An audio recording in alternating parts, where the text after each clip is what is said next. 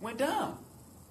Yeah, the collateral consequences is that a disproportionate amount of blacks and Hispanics have went to jail. We get that. That's consequences to some policies.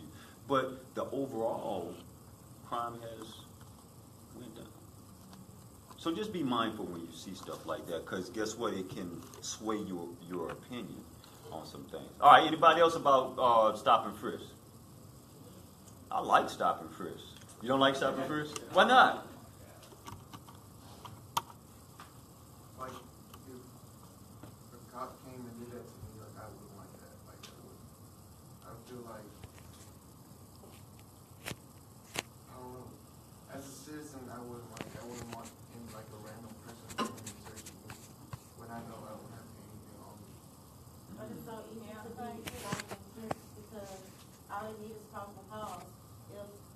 If you're walking on the street, there's a sidewalk next to you, they can stop you and ask you, like, why are you in the street when there's a sidewalk? So that's the whole deal. You can get stopped for stupid stuff and get frisked just because. So can I say this?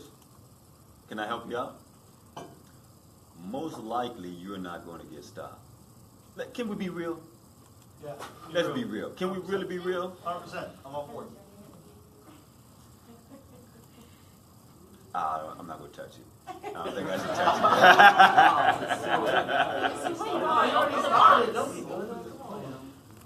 you. We're all adults.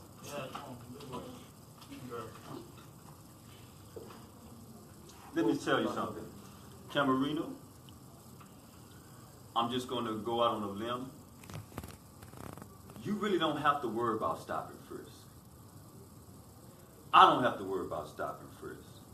Anybody's here with a middle class upbringing, you don't have to worry about Stop and Frisk. It's not for you. See, once we get the big picture about this stuff, Stop and Frisk is for those poor, disadvantaged neighborhoods that have subcultures of violence that we are trying to rid of. Let's be honest. How many people have experienced Stop and Frisk in here? Hey, come on, just talk to me. We're talking about from the perspective as Camarino was saying, like, I just don't want to be bothered because I'm going about my way and I'm being stopped. You mean like recently or like in like? Anytime. I have. Okay, where? Dallas, Texas.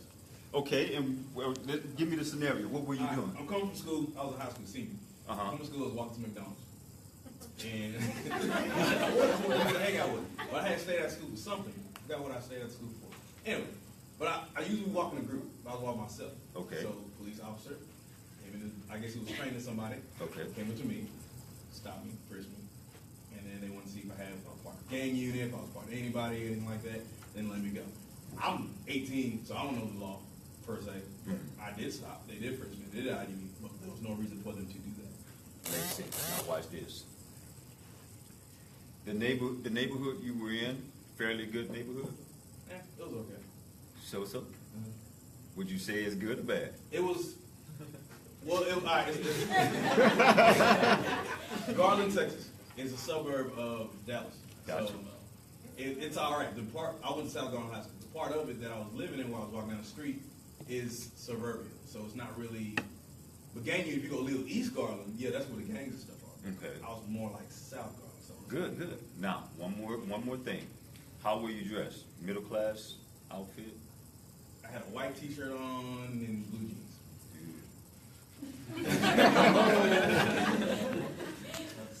So the reason why I'm saying all these things is because, do you think, okay, same scenario, I'm 18, I'm dressed like this. Do you think I would have gotten stopped? No. What about the Well, neighborhood? Let's be real. If I was the officer, But just because it doesn't make it right though. I'm not saying that. No, I'm not saying that. Here's what I'm saying is that people who have middle class values don't have to worry about a lot of this. Right. And people who have middle class values will dress like this or will dress similar to this, right? You get where I'm going with this? And so what happens is, I'm just being real. And so what happens is that remember, police are protecting the middle class and higher. Right. And so if I look at you and you look like you're middle class, you're not a problem. I don't need you. So, but when I look at you and you have a t-shirt, you have a hat, you have your pants sagging, not saying that is right, but you're giving me indicators as you may be someone who I need to stop. Now, this is what I told the guys when I was on the street, the young men who I was on the street, and they would say, man, look, just because I wear hip hop clothes and I look like a thug, don't mean I'm out here thugging.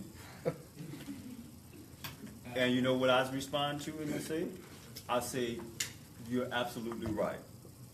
The way we dress when I was coming up is not the same how you dress. I understand it's a fad. But understand, when you dress like that, be able to accept what goes along with it. If you're not a thug, accept that it goes along with it. I'm just being real. Go ahead. Come on. That's what we're supposed to do. We're supposed to debate. I understand that. But there's also a misconception that everyone who dresses like that is like that. Because you can have someone who wears just like you, who's a serial killer who has a whole bunch of guns under their pocket. That's fine. And you're going to jump over that because, oh, he's dressed well. He might have just committed like three murders and you wouldn't even know. You're not going to stop him. Well, that's the problem with serial killers. That's like a silly. Let's just take some statistics. How does Well, yeah, it go? you know, It's a bad neighborhood, could draw attention to yourself. I mean, That's You're very not true. true, but You're pretty much. I'd be quicker to You're believe that aspiring Daniel was to a be serial that. killer than But I wasn't in a bad neighborhood. I was Oh, aggressive. you're white. So how's that? A lot of serial killers are white. Those people that dress like that, what do you? A lot of people who commit those crimes dress that way. That's what I'm saying, but that's a broad brush to paint. Everybody dressed like It is, that. but I'm saying statistically, if more people committing certain crimes dress a certain way, Right. you're gonna look at those people harder than you would versus True. other people who don't commit those crimes and dress a different way. So I mean, you might have a guy that's dressed like Professor Johnson, who maybe he did just rob a 7-Eleven or something, but you don't see guys robbing a 7-Eleven wearing that stuff all the time. Right. So you're not gonna be as diligent looking for someone wearing a sweater vest and a tie.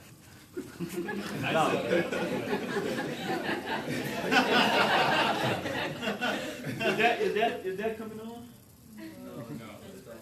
Look, you know what? What I want to say is this.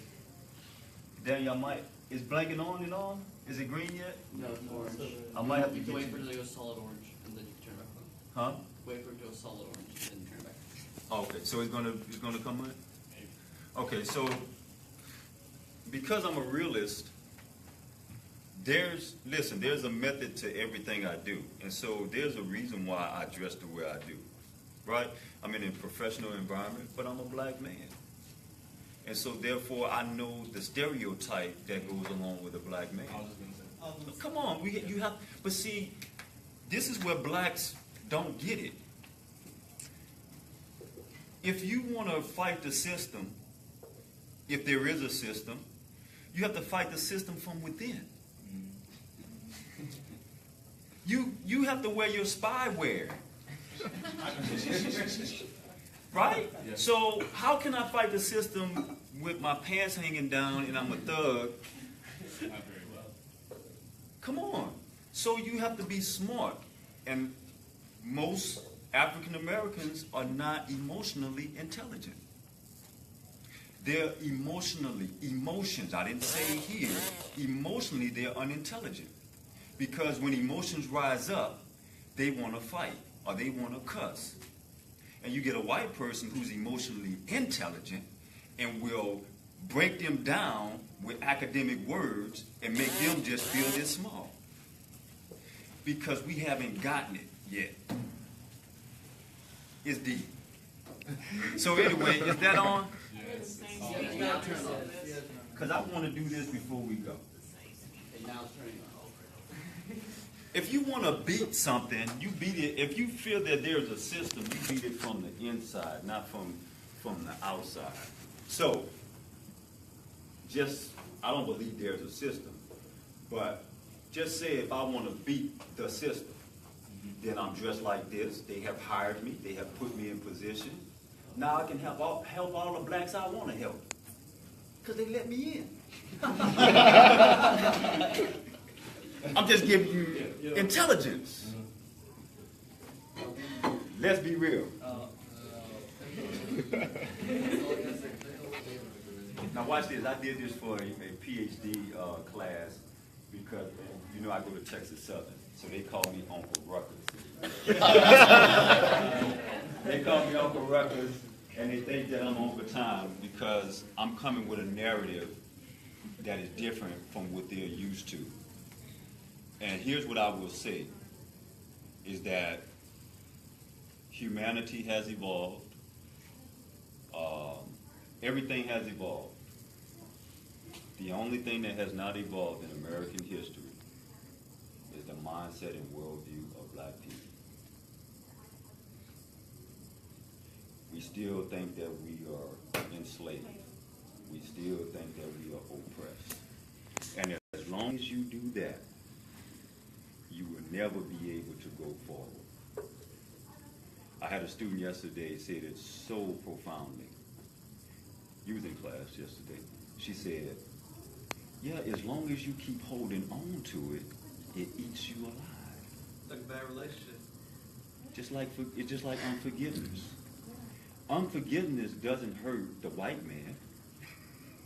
It hurts the black man. Let it go and move forward. And so that's why we're seeing all this stuff happening. But watch this. Y'all ready? Yeah. Yes, sir. Y'all say racial profiling is not good and it shouldn't be, particularly my man, where my man was at? Masanda, this is for you. The Holy Spirit says, show this man here. So how many people say racial profiling is not good? Raise your hand. How many? You did this before? How many people say it's not good? Come on, just vote, just vote, just vote. Okay, like. Yeah. 1, 2, oh, now because you know now. All right, so Masanda, you think racial profiling is bad, right? Well, it depends on where you are. Yes or no? Oh, It's a yes or no question.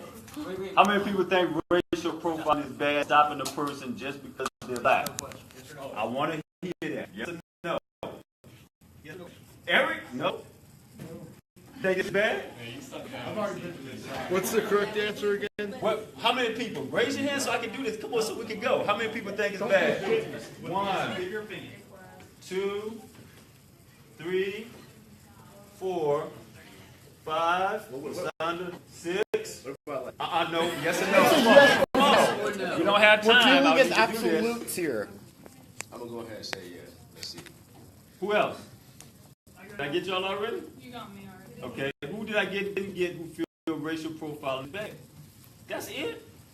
But it's ain't fair. Good. Mr. Johnson. Who else? Come on. I got you. So here's the deal.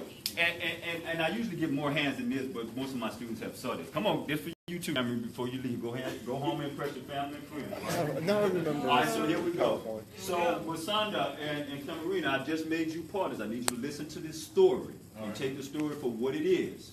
Are you listening? Listen. All right. So I just made you partners. I deputized you, and guess what? We have a lot of armed robberies that are going on in the area. We're in roll call right now. I'm your sergeant.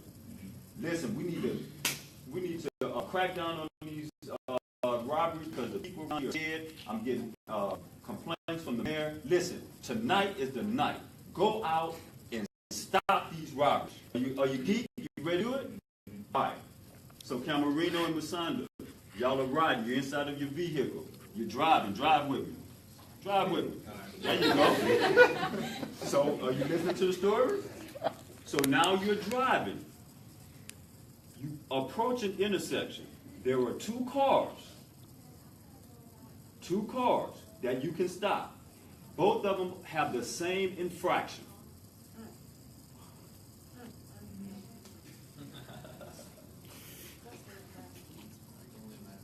Which car are you going to stop?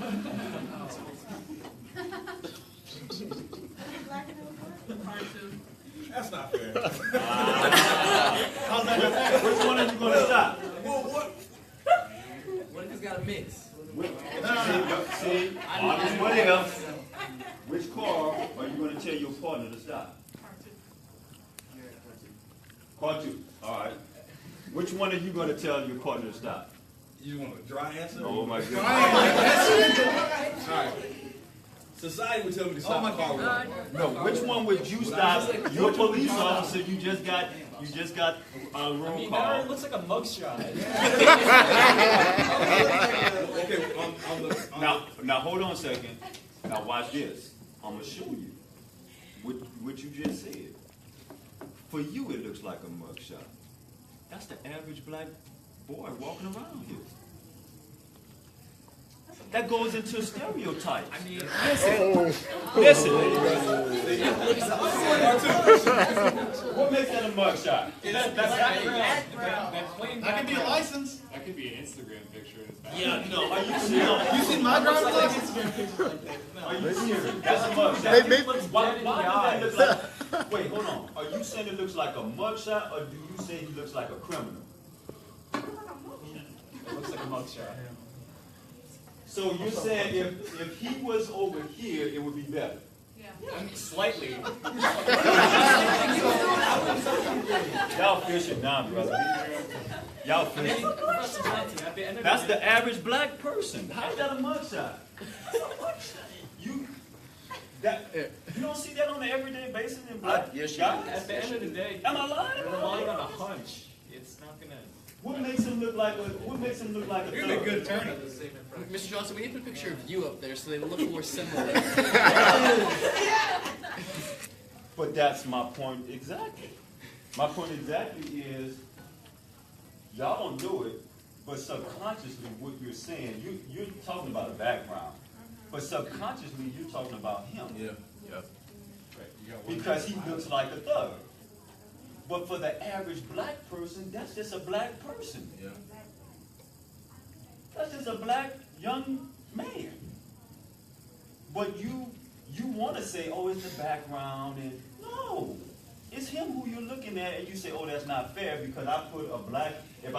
And just what Daniel said, if I would have put a black man without the dreads with this on, then you would have said, oh, now it's fair. But this is the average black boy that's walking around. I think it's his facial expression. He looks kind of mad.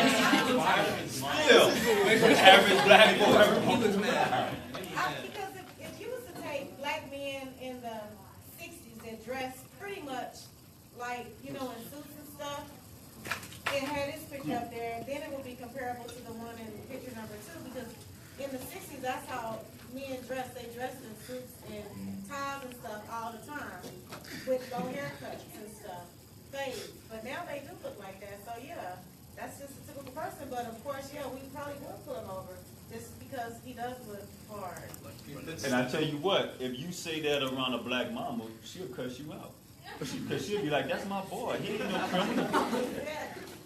But that's the regular black boy. Okay, we'll see y'all later. My brother has dreadlocks and he's a respiratory therapist.